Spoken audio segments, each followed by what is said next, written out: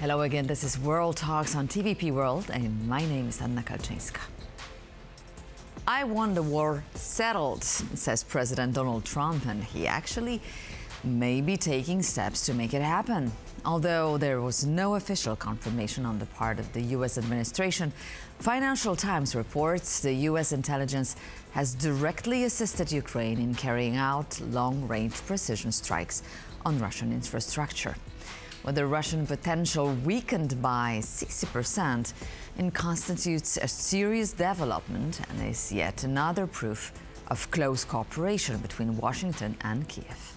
Dr. Eoin Michael McNamara, researcher, Finnish Institute of International Affairs, joins us now to discuss the effort of pressuring Russia to the negotiating table. Good morning, sir, and thank you for being with us. So we've heard... Good morning, great to be with you once again. Thank you. So we've heard about the U.S. support to Ukraine for a long time now. It started, after all, in 2022. So how different is this one from the previous intelligence sharing? Well, I think this one is different because we did think, or there were many fears, particularly in Europe, that Donald Trump would be more likely to appease Vladimir Putin and appease him towards the negotiating table, dropping sanctions, maybe putting more pressure on Zelensky and Ukraine for land swaps, etc. But he's showing, he may have dangled some carrots in the past, but he's also got some sticks, and he's running out of Putin's, or he's running out of patience, rather, with Putin's less than serious attitude about his efforts to end this war, as you mentioned. All right. So Ukraine focused on destroying Russia's oil and gas infrastructure, specifically Russia's ability to export oil. How capable is Moscow still to continue its war without its oil exports? Well, the Russian economy hasn't got too much else to offer other than energy exports. And it's, of course, managed to keep supplying energy to large economies, very large economies like India, like China, through its shadow fleet. But if these reports are true, it gives Ukraine, and by stealth the United States, great strength to cut off Russian supplies at source. So this would indeed be a big dent in Russia's war machine.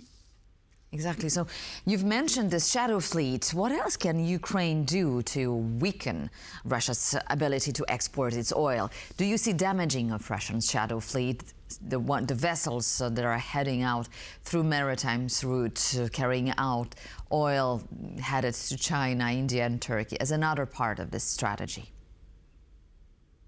Complementary one. I think Russia's shadow fleet, while it has helped Russia evade sanctions so far, this fleet is very poorly maintained. They'll do enough damage to themselves in the long run. The unfortunate thing from a global perspective is that they're likely to do a lot of damage to the physical environment as well, the ecosystem, the maritime ecosystem. So this is a practice that needs to be stopped. But I think the most effective way of stopping this is China and India themselves, seeing themselves once again as responsible stakeholders in the global security system. I think particularly with China, this has, and its clandestine support for Russia's aggression in support, this perspective of itself in international affairs has waned. But doing the responsible thing and not buying these sanction-busting Russian oil supplies, I think that is the best way to reduce Russia's shadows fleet. But of course, the West, the European Union, the United States also have to put pressure on New Delhi and indeed Beijing to stop doing that. So there's different instruments that can be used to reduce these risks. All right. So do you see this change of tone in Washington as something consistent? Do you see this move as part of U.S. broader shift to more assertive engagement? Well, I think it has actually been well signaled by the Trump administration when he had the Alaska summit.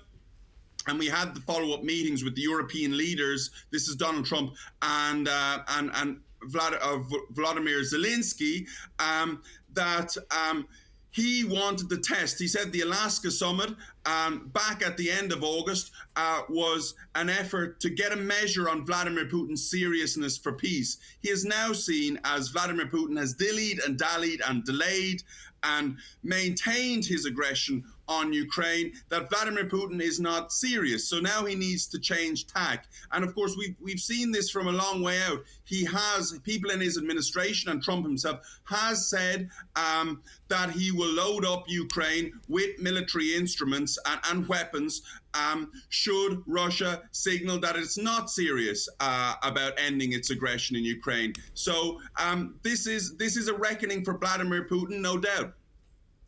I want the war settled, says President Donald Trump on the board of Air Force One. So he seems pretty much determined. Question is, who's more determined, Vladimir Putin or Donald Trump here? Now, the negotiations on the Tomahawks are still non-conclusive. Trump sees this as part of more of a NATO framework support. How significant strategically would the Tomahawks be?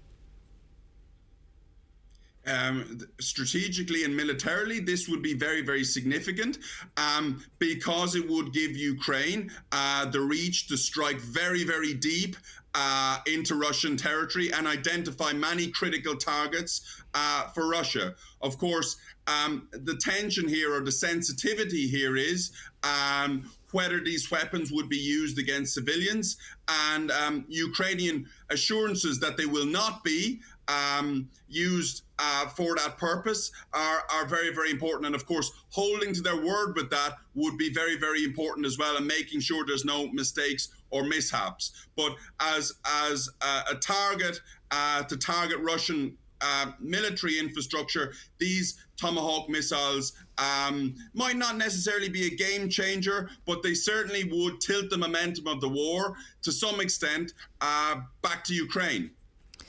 Why is it so important that these weapons be not used against civilians? After all, Ukraine has all the right to defend itself, and as being constantly bombarded by Russian drones and missiles, Ukraine could also retaliate. Yeah, I see your point, but I think it's still very, very important for Western governments, and particularly the United States government, even the United States government with some controversies under Donald Trump, that we conduct this war under international law. We show that we have the higher moral ground above Russia and above Russia's brutal, barbaric aggression, often in Ukraine. And we show that after this war, the West will continue to be a major custodian of international law and international norms, that we don't target civilians in war, and we don't commit war crimes, and we uphold the Geneva Convention. All that is still very, very important in this regard and shouldn't be lost. Absolutely. Thank you so much, sir. We are still not closer to ending this war. However, maybe this effort will bring us one day to finish and to cross the line and convince Putin that this war is not in his very best interest. Thank you so much, Eoin Michael McNamara, Finnish Institute of International Affairs. Thank you for joining us here on TVP World, and have a good day. Thank you. Thank you for joining us in the World Talks. Please stay tuned to TVP World, and we're coming back soon.